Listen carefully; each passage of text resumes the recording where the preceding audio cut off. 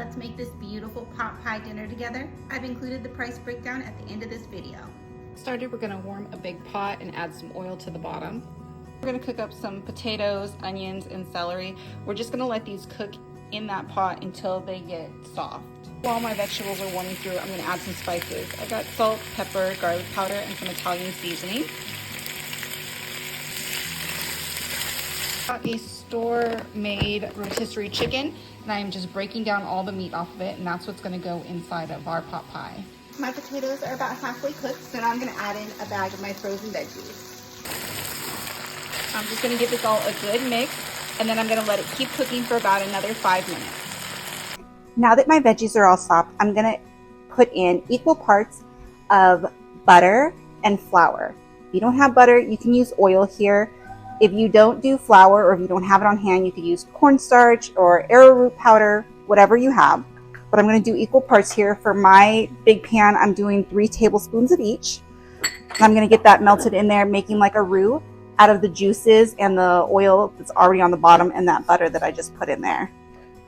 So you can see it all coming together, and it's gonna start having like a mushy sand consistency on it, like a mud. There you go, you can see it really well on my spoon. Now I'm just gonna add in all of that chicken that I cut up. We'll give that a good mix.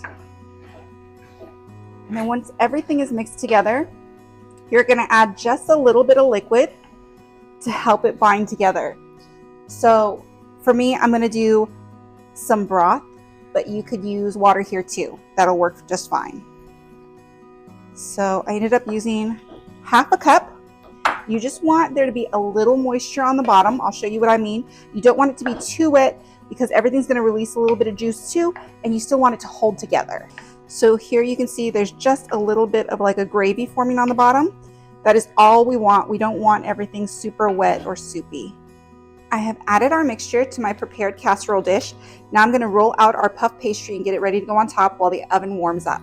So I have put the puff pastry over the top, and I just tucked any edges where it stood out a little bit. And I'm gonna poke a couple holes for venting right along the top to let out any steam. And you could pop it in from here, or if you wanted like a really golden crust, you could do an egg wash, or I just cheat and I do a little bit of oil or avocado oil right on top. This goes into the oven at 425 for about 25 minutes until the puff pastry is all filled up and golden. This pot pie makes 2 meals for my family of 4. We'll eat it tonight for dinner, and then we'll eat it again for lunch tomorrow. Out of the oven, and now we let it cool for about 15 minutes.